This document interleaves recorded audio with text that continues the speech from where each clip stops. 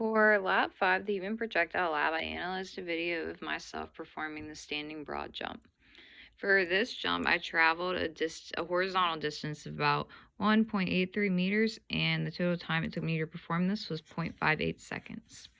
So here's a side view sketch I drew. So I started on the ground, and then I took off at an angle of approximately 41.9 degrees from the horizontal.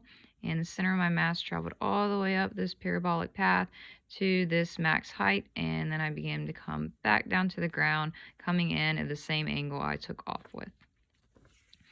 So the first thing I calculated was my total initial velocity and total final velocity.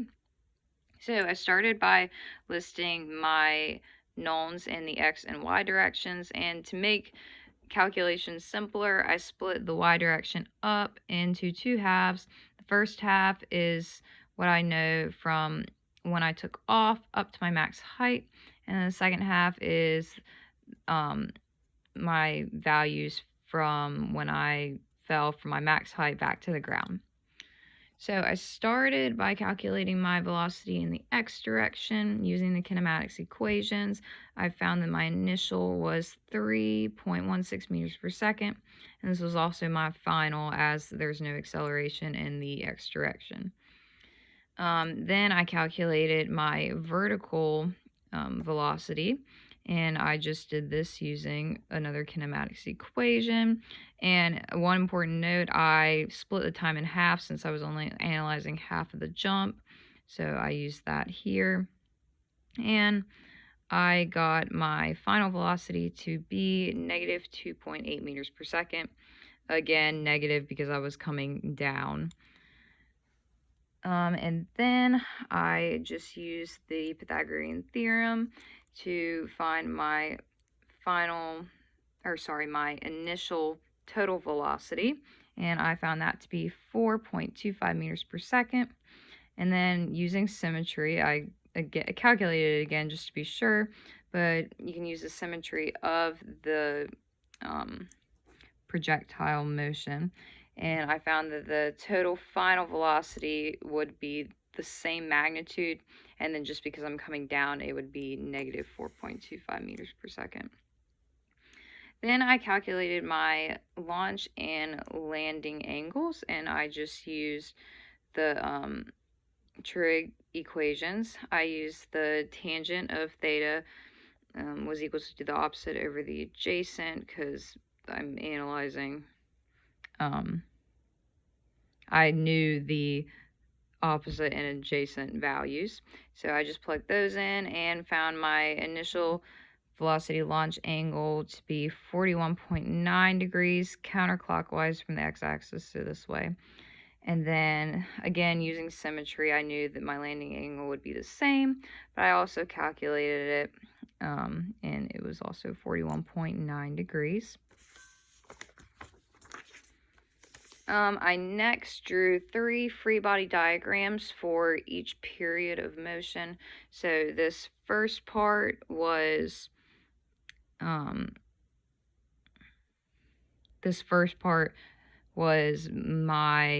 free body diagram for when I was pushing down into the ground prior to taking off. So I have the normal force of the ground, the force of gravity, and like the force I'm applying to the ground as I push down harder. And I drew my normal force is greater because I'm pushing down into the ground, so therefore it's going to push back on me with a greater weight. So calculating the force I was pushing into the ground with, or like the normal force,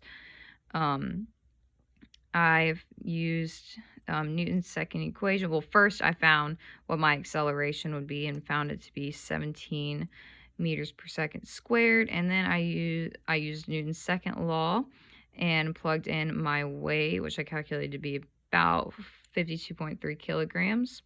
And I added that acceleration as well as acceleration due to gravity, and I found that the force would be about 1,400 newtons for when I was pushing down into the ground. The free body diagram for while I'm in the air is very simple. I'm in free fall, so the only force acting on me is going to be gravity. And then during landing, it's pretty similar to the free body diagram for when I'm pushing down into the ground. My normal force is again going to be greater than my force, the force of gravity, and I calculated it pretty much the same way. I took my change in velocity, which I calculated before, divided by the time I landed, and found that to be 21.25 meters per second. Again, doing the same thing I did above, I found the force to be 1,600 newtons. I then estimated the change in my center of mass before as I'm bending down into the ground before I take off, and as I hit the ground before coming to rest in period 3.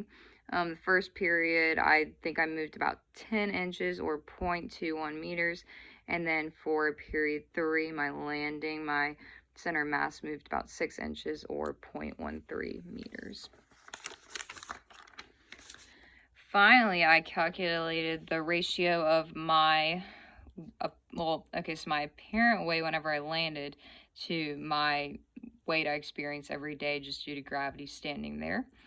And I found it to be 2.73 times greater when I was taking off and 3.12 times greater when I was landing. And this explains why I have so many knee problems, as this is very painful in your knees as you're experiencing more force.